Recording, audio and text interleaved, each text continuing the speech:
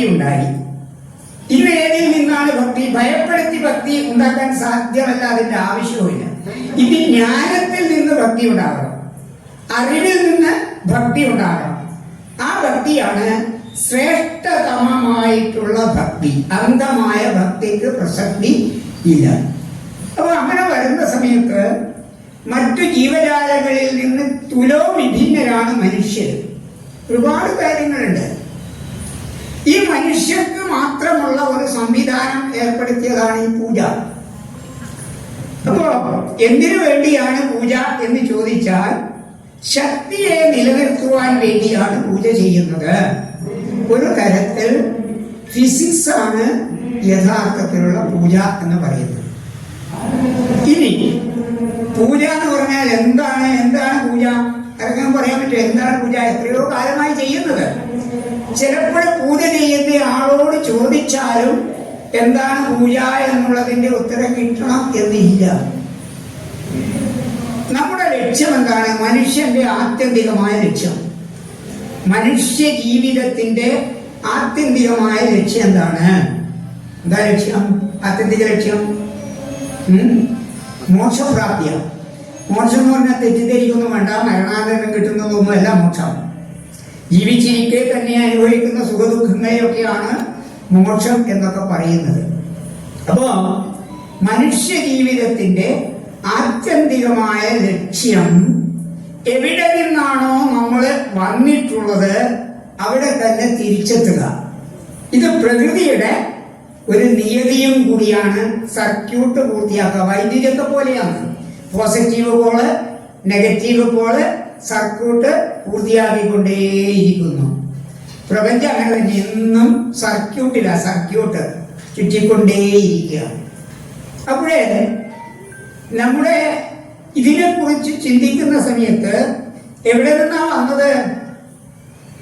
എവിടെ നിന്നാ വന്ന നമ്മളെ ആർക്കും അറിയില്ല. ഏതോ ഒരു പാട്ടിലുണ്ട്, എവിടെ നിന്നോ വന്നു ഞാൻ എവിടേക്കോ പോകുന്നു ഞാൻ, വിളക്ക് വരവേ ഇത് വിളിച്ചുകൊണ്ടോന്നാ എന്തോടെ അർത്ഥവത്തായ പാട്ടാണ്. നമ്മുടെ ഓരോരാളിന്റെയും ഇഷ്ടത്തോടുകൂടി ഭൂമിയിൽ ജനിച്ച ഒരൊറ്റ കുട്ടിയില്ല. ഈ മാധവമാരുടെ ഇഷ്ടത്തോടു കൂടിയാ ഞാനിവിടെ വന്നിന്? ഒരു കാലത്തുമല്ല. അപ്പൊ 3 ചോദ്യം നമ്മൾ നിരന്തരം നമ്മളോട് ചോദിക്കുക. ഒന്ന്, ഞാൻ എവിടെ നിന്ന് വന്നു? മറന്നുപോയത് സിമ്പിൾ ക്വസ്റ്റ്യനാണ്. ഞാൻ എവിടെ നിന്ന് വന്നു? ഓരോരാളും ചോദിച്ചോളണം കേട്ടോ മനസ്സോട്. രണ്ടാമത്തെ ചോദ്യം, എന്തിനു വേണ്ടി വന്നു? മൂന്നാമത്തെ ചോദ്യം, എങ്ങോട്ട് പോകുന്നു? എവിടെ നിന്ന് വന്നു, എന്തിനു വേണ്ടി വന്നു, എങ്ങോട്ട് പോകുന്നു? ഞാനിപ്പോഴൊരു ചെറിയ ഉദാഹരണം പറയാം. എന്നെ കുറിച്ച് ഈ ചോദ്യം നിങ്ങളുടെ മുമ്പിൽ ഇരുന്നുകൊണ്ട് ചോദിക്കലാണ് കേട്ടോ, ഭൗതികമായിട്ട്. മാധവ മാഷ് എവിടെ നിന്ന് വന്നു? നോട്ടീസിൽ എവിടെ നിന്ന് വന്ന? കൂടാളിയിൽ നിന്ന് വന്നു. ശരിയല്ലേ? കൂടാളിയിൽ നിന്ന് വന്നു. എന്തിനു വേണ്ടിയാ മാധവ മാഷ് ഇവിടെ വന്ന? ഈ മൂകാംബിക ക്ഷേത്രത്തില് ഒരു പ്രഭാഷണം നടത്താൻ വേണ്ടി വന്നു. ശരിയല്ലേ? ശരിയാ. മൂന്നാമത്തെ ചോദ്യത്തിന്റെ ഉത്തരം, ഇനി എങ്ങോട്ടാ പോകുന്നത്? ഒരു സംശയവും വേണ്ട. ഒരു 1.25 മണിക്കൂർ കഴിയുമ്പോഴേ യാതൊരു സംശയവും വേണ്ട, വേറെ തടസ്സമൊന്നുമില്ലെങ്കിൽ കൂടാളിയില് ഞാൻ പുറപ്പെട്ട എന്റെ വീട്ടിൽ തന്നെ ചെന്നെത്തു. ശരിയോ തെറ്റോ? ശരിയാണ്. ഇത് ശരിയാണെങ്കിൽ ഇതിനോട് ചേർത്ത് വായിക്കൂ മറ്റേത്. ഞാൻ എവിടെ നിന്ന് വന്നോ, ഞാൻ എന്തിനു വേണ്ടി ഇവിടെ വന്നോ, ഇനി എങ്ങോട്ടാണ് എന്റെ പോക്ക്? ചിന്തിച്ചു കൊണ്ടിരിക്കുക ഉത്തരം കണ്ടെത്താൻ. അതിന് ഉത്തരം കണ്ടെത്തിയാൽ മനുഷ്യനായി. അപ്പോഴേ ഇതിന്റെ പോക്കിന്റെ അർത്ഥം ശ്രീനാരായണ ഗുരുസ്വാമി അദ്ദേഹത്തിന്റെ പരേത പ്രാർത്ഥന എന്ന് പറഞ്ഞാൽ പ്രസിദ്ധമായ ഒരു പ്രാർത്ഥനയുണ്ട്. അതിലൊരു ശ്ലോകമുണ്ട് അദ്ദേഹം എഴുതിയത്. നീ എഴുക്കുന്നു നിർത്തുന്നു, നീ വിളിക്കുന്നു ദേഹിയെ, നിന്റെ ഇച്ഛിക്കുകിൽപ്പെട്ടി ഞങ്ങൾ വാഴുന്നു ദൈവമേ. എത്ര ടോപ്പ്, എത്ര ഉയർന്ന ആശയമുള്ള ശ്ലോകമാണത്. നീ അയക്കുന്നു നിർത്തുന്നു. ആരാ ഇങ്ങോട്ട് പറഞ്ഞു വിട്ടത്? നീ. ഏതാ നീ? ശക്തി, ഈശ്വരൻ, ചൈതന്യം. അത് നീ അയക്കുന്നു, ഇങ്ങോട്ട് അയച്ചു. നിർത്തുന്നു. കുറെ കാലം കഴിയുമ്പോൾ അല്ലെങ്കിൽ സമയമാകുമ്പോൾ സ്റ്റോപ്പേജ്, നിർത്തും മതി. നീ വിളിക്കുന്നു ദേഹിയെ, ദേഹം ശരീരം, ദേഹി പ്രാണൻ, ജീവൻ അല്ലെങ്കിൽ ഈശ്വരൻ.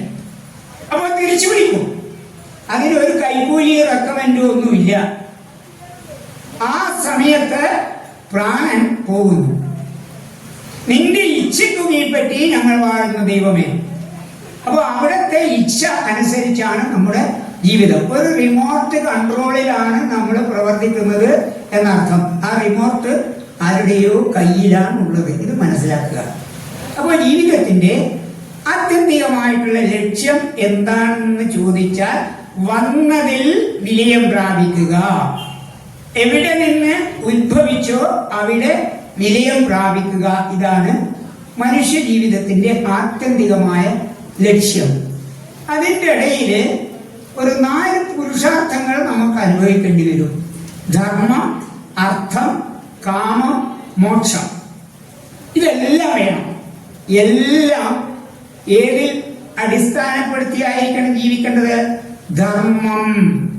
ധർമ്മത്തിൽ വിശദീകരിക്കുന്നില്ല. ആ ധർമ്മത്തിൽ അടിസ്ഥാനപ്പെടുത്തിയിട്ട് വേണം സമ്പാദിക്കാൻ. അർത്ഥം, സമ്പാദ്യം വേണം. വസ്തു വകകള്, വാഹനാദികള്, വിഭൂഷണങ്ങള്, സുഖജീവിതങ്ങള് ഒക്കെ വേണം. പക്ഷെ അതിനെ ധർമ്മത്തിൽ, ബേസ്ഡ് ഓൺ ധർമ്മ, അർത്ഥമുണ്ടാക്കണം, ധനമുണ്ടാക്കണം, സമ്പത്തുണ്ടാകും. കാമം വേണം. കാമമില്ലെങ്കിൽ ജീവിതമില്ല. നമ്മള് സാധാരണഗതിയിൽ പറയുന്ന വെറും കാമം, ആ താഴ്ന്ന അവസ്ഥയിലുള്ള കാമം അല്ല ഞാൻ ഉദ്ദേശിക്കുന്നത്. എല്ലാ കാര്യത്തിലും ആഗ്രഹമുണ്ട്. ആ ആഗ്രഹമാണ് നമ്മളെ ജീവിപ്പിക്കുന്നത്. അതും വേണം. ഇതിലൊക്കെ കഴിഞ്ഞാൽ മോക്ഷപ്രാപ്തി വേണം. മോക്ഷപ്രാപ്തി എന്ന് പറഞ്ഞാൽ ഈ ആയുസ് അഥവാ ജീവൻ, ആ ജീവൻ അദ്വൈതം കേട്ടിട്ടുണ്ടാവുമല്ലോ. ജീവാത്മാവും പരമാത്മാവും. ഈ ജീവാത്മാവ് പരമാത്മാവിലേക്ക് അല്ലെങ്കിൽ ഈശ്വരനിലേക്ക് വിലയം പ്രാപിക്കണം എന്നർത്ഥം. അതാണ് മോക്ഷപ്രാപ്തി. അതാണ് ആത്യന്തികമായിട്ടുള്ള മനുഷ്യന്റെ ലക്ഷ്യം. ഈ ലക്ഷ്യത്തിന് നേടാൻ, ഒരു ലക്ഷ്യം പൂർത്തിയാക്കണമെങ്കിൽ അതിനെന്ത് വേണം? ഒരു വഴി വേണം, മാർഗം വേണം. ഇപ്പൊ ഞാൻ ഇവിടെ എത്തി. ഇവിടെ ഞാൻ എത്തണമെങ്കിൽ, ഈ കഴിയിൽ കൂടി ഇവിടെ എത്തണമെങ്കിൽ എന്റെ വീട്ടിൽ നിന്ന് ഇവിടത്തേക്ക് വ്യക്തമായ ഒരു വഴിയുണ്ട്. ആ വഴിയിലൂടെ സഞ്ചരിച്ചാൽ മാത്രമേ എനിക്കിവിടെ എത്താൻ സാധിക്കൂ. അങ്ങനെയാണ് ഇവിടെ എത്തിയത്.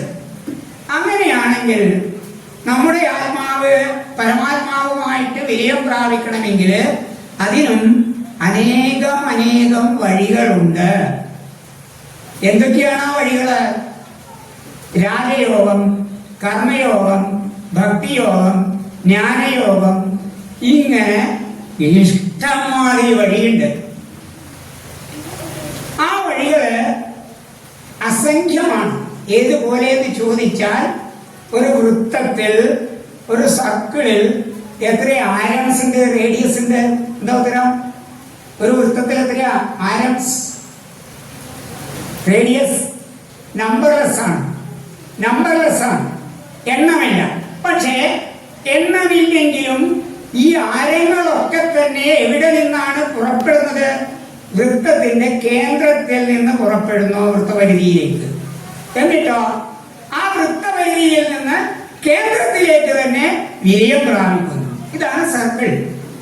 ഇതാണ് നമ്മുടെ അവസ്ഥയും. അപ്പൊ ഇങ്ങനെ യഥേഷ്ടമുള്ള വഴികൾ നമുക്ക് സ്വീകരിക്കാം. പക്ഷെ ഇവിടെ നമുക്ക് തിരഞ്ഞെടുക്കേണ്ട ഈ ഭക്തി മാർഗത്തിന്റെ പ്രസക്തി എന്താണെന്ന് ചോദിച്ചാല്, രാജയോഗം നല്ല കരുത്തും ബുദ്ധിയുള്ള ജനങ്ങൾക്ക് അത് സ്വീകരിക്കാൻ പറ്റും. കർമ്മയോഗം അങ്ങനെ തന്നെയാണ്. നല്ല കായിക കരുത്ത്, കായികം വേണം, ഒപ്പം നല്ല ബുദ്ധിയും വേണം. അവർക്ക് പറഞ്ഞതാണ് എന്ത്? കർമ്മയോഗം. ജ്ഞാനയോഗം അറിവ് കൊണ്ട് ഈശ്വര സാക്ഷാത്കാരം, അതും ബുദ്ധിമുട്ടാണ്.